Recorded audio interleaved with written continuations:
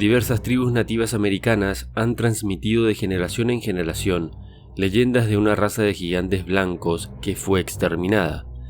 Repasaremos a continuación algunas de estas antiguas leyendas, incluyendo entre ellas desde las de Choctaw y los Comanches de Estados Unidos hasta los de la Patagonia en el extremo sur del continente.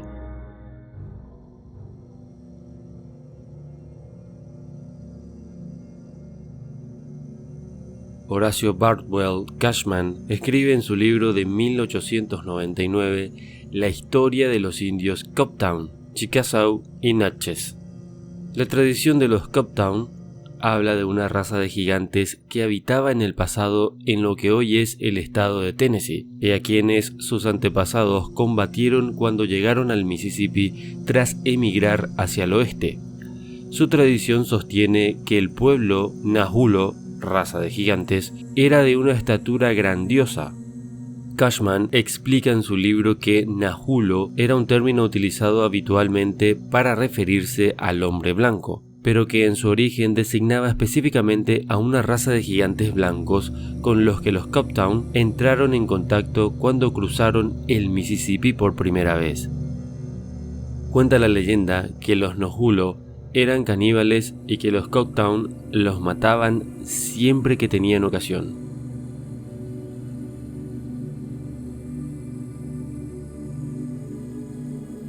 Los Comanches pertenecían a la tribu de las Grandes Llanuras. Uno de sus jefes, Trueno que Retumba, narró en 1857 el siguiente relato sobre una raza de gigantes blancos. Hace innumerables lunas, una raza de hombres blancos de 10 pies de alto, o sea, más o menos 3 metros, y muchos más ricos y poderosos que cualquiera de los hombres blancos que viven en la actualidad, habitaba aquí en un extenso territorio del país, desde el sol que nace hasta el que muere. Sus fortificaciones coronaban las cumbres de las montañas, protegiendo sus populosas ciudades construidas en los valles intermedios. Sobrepasaban a cualquier otra nación que hubiera existido jamás, tanto antes como después en todo tipo de ingeniosas artesanías.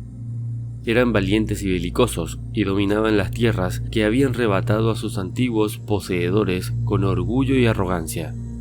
Comparados con ellos, los rostros pálidos de la actualidad son pigmeos, tanto en destreza como en la guerra.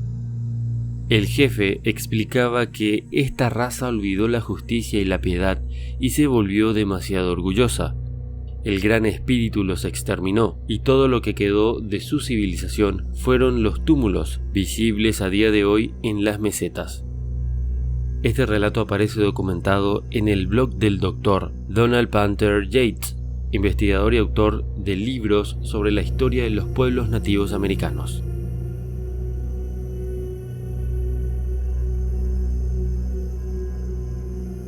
Yates también escribe acerca del pueblo Snark de las leyendas de los navajos, en las que se les describe como una majestuosa raza de gigantes blancos que conocía la tecnología de la minería y dominaba el oeste, esclavizaba a tribus inferiores y poseían fortificaciones en toda América.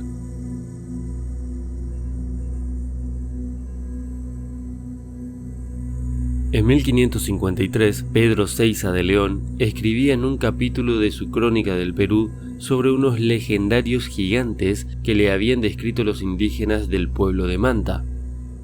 ¿Y por qué en el Perú hay fama de gigantes que vinieron a desembarcar en la costa en Punta Santa Elena? Vinieron por el mar en unas balsas de juncos a manera de grandes barcas, unos hombres tan grandes que tenían tanto uno de ellos de la rodilla abajo como un hombre de los comunes en todo el cuerpo. Aunque fuese de buena estatura y que sus miembros conformaban con la grandeza de sus cuerpos tan disformes que era cosa monstruosa ver las cabezas. Según eran grandes y los cabellos que les llegaban hasta las espaldas. Los ojos señalan que eran tan grandes como pequeños platos.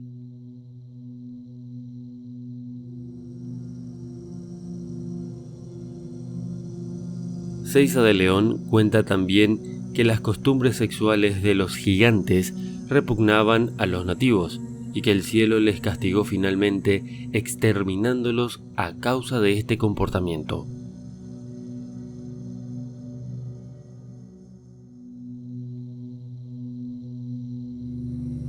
La tradición oral de los Paiutes nos habla de una raza de caníbales blancos y pelirrojos, de unos 3 metros de alto, que vivían cerca del lugar que hoy conocemos como la cueva de Lovelock, situada en Nevada, Estados Unidos. No está claro si esta tradición oral acerca de los llamados gigantes Sitecat es real o si se trata de una exageración o deformación de las leyendas nativas creadas cuando los Paiutes habían sido ya exterminados o dispersados en su mayor parte por la expedición del explorador Joseph Walker realizada en 1833.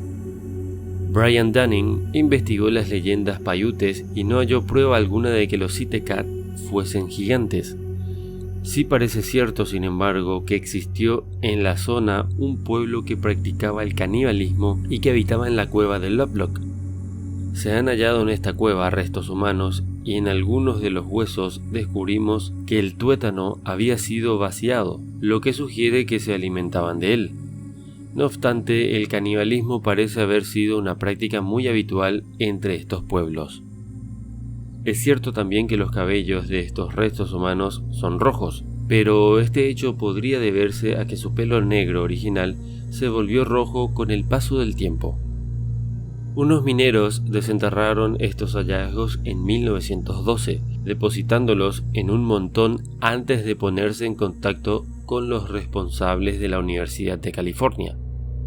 Pero algunos defensores de la teoría de los gigantes Sitecat insisten en que los investigadores podrían haber ocultado intencionalmente posibles restos de gigantes hallados en el lugar.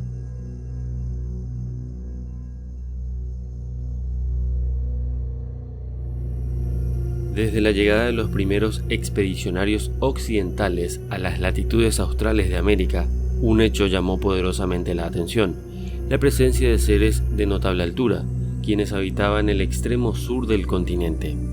Debido a sus características físicas, les llamaron gigantes o patagones, casi indistintamente. Su existencia real se halla registrada en innumerables crónicas y registros de expediciones a lo largo de las centurias. Al remontarnos al pasado, nos encontramos que en el año 1766, el Delfín, un buque al mando del comodoro John Byron, apodado el Mal Tiempo Jack, regresó a Londres después de darle la vuelta al mundo. A pesar de que estaba en el banquillo, se filtró el rumor de que la tripulación del Delfín había encontrado una tribu de gigantes de más o menos 3 metros de altura en la Patagonia, América del Sur. Este rumor apareció por primera vez impreso el 9 de mayo de 1766 en el Gentleman Magazine. Otros periódicos, como las Crónicas de Londres, obtuvieron también la historia. El cronista de la expedición de Magallanes escribió un relato sobre el encuentro con los nativos con el doble de altura de una persona normal, y es como sigue. Un día de repente vimos a un hombre desnudo de estatura gigante en la orilla del puerto, bailando, cantando y arrojando polvo en su cabeza. El capitán general, es decir, Magallanes, envió a uno de nuestros hombres hacia el gigante realizando las mismas acciones como una señal de paz.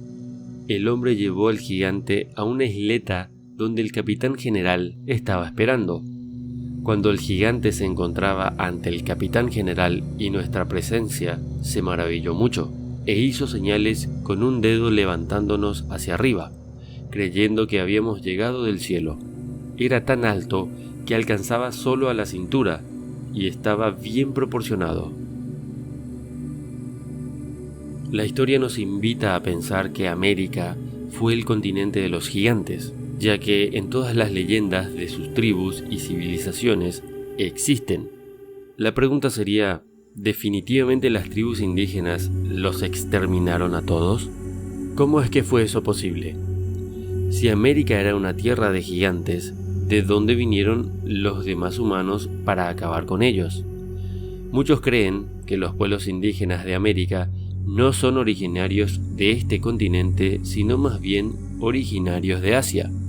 Para esta teoría existen muchas pruebas de que los chinos fueron los primeros en llegar a América muchísimo antes que los vikingos y mucho antes que Cristóbal Colón. A decir verdad, muchas tribus comparten rasgos muy parecidos con los asiáticos.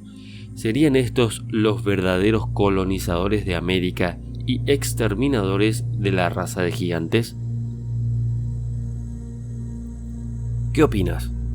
Obviamente este vídeo deja mucha tela para cortar, pero en el siguiente veremos mucho más sobre los misterios que entraña este continente de gigantes.